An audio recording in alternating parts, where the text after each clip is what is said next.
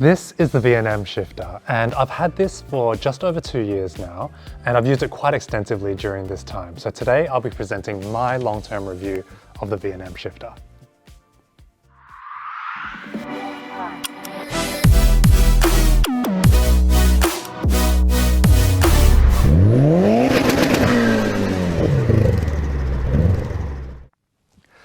I bought the shifter 2 years ago directly from VNM via Facebook chat.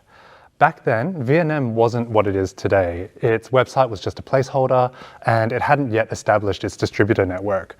So I finalized my order details via chat, made a PayPal transfer, and 7 days later, this arrived from Vietnam in my hands in Australia. So this was their first ever retail product, and my shifter was part of the second ever production run of shifters, and I feel like the packaging was done right from the beginning. Accessories came in a box here, and this protective foam insert kept the shifter and the knobs in really good condition. My shifter arrived completely unmarked, but there was a loose bolt rolling around in the casing, which I was able to tip upside down and retrieve. I hopped onto Facebook chat, and within an hour, I was sharing photos with VNM, and they showed me where the bolt came from, and thankfully it was accessible through the gate, and I was able to replace it without taking the shifter apart. I think this is a really nice looking shifter. It has a very pleasant, clean design, and the RGB emblem I think is a nice touch. The anodized finish is perfect. After 2 years of use, it pretty much looks brand new, except for a little bit of scuffing around these mounting holes. Mounting the shifter was quite challenging because although there are lots of mounting points and they're accurately machined, none of them line up nicely with 40 series aluminium profile. If you saw my first video, you'd see that I made a mounting bracket from MDF, but I've since found a combination of off-the-shelf steel brackets, which I had to modify slightly, but that's a much sturdier and cleaner looking result. Once plugged in, the shifter was recognized and I was able to race immediately. It really was plug and play. I did download the software just to see what that was all about, but if you're someone who just wants to shift gears, just plug it in and you're good to go. The shift feel is nice and mechanical, with adjustable resistance via the grub screw on the side. I was surprised at the difference even an eighth of a turn made to the resistance, and I found that over the 2 years, the resistance never slipped from the desired setting. I think it's a well-designed setup. The shifter can be adjusted in a tool-free fashion to adjust the height along the shaft, which does impact the throw of the shifter. I like a really short throw, so I'll put my knob right at the bottom. The design of the shifter gate does a good job of guiding the gear shifter into each gear, but there's one aspect of the shift feel that never felt right to me, and that was the feel from neutral and moving left and right.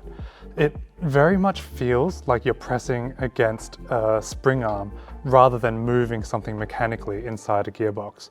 And I have seen mods online that people have done to modify this feel, so it shows that I'm not the only one that feels this way.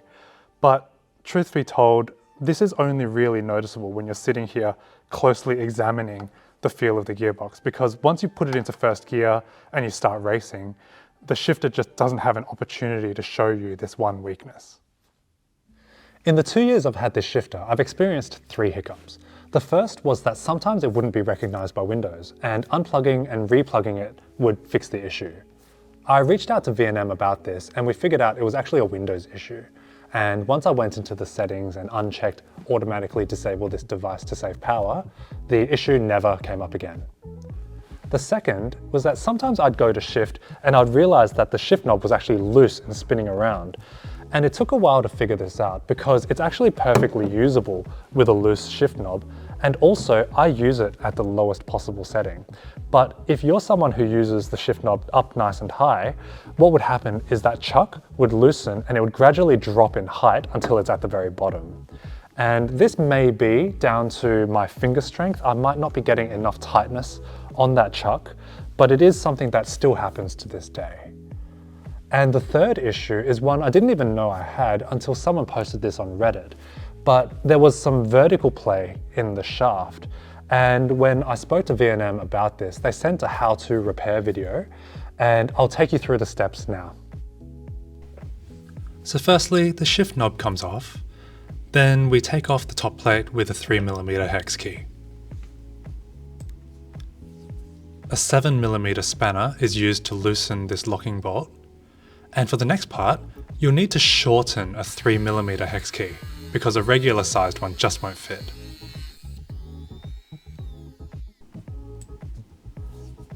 The shortened hex key goes in, and if you need a little bit more space, you can actually move the shifter to the side.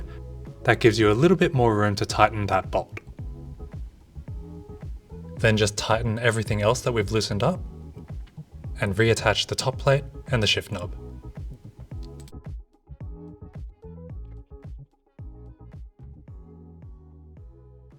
Ultimately, my assessment of this shifter is that it's very good, but more importantly, the guys at VNM really care about their product as well as the customer experience.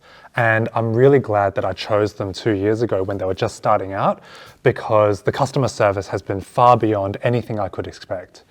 And their Discord is also really active. They're constantly publishing their latest developments, and most of it goes right over my head, but the passion for the hobby really shines through. And for that reason, I'm really glad I supported them in the beginning. And I suggest if you're looking for a great shifter, get the VNM.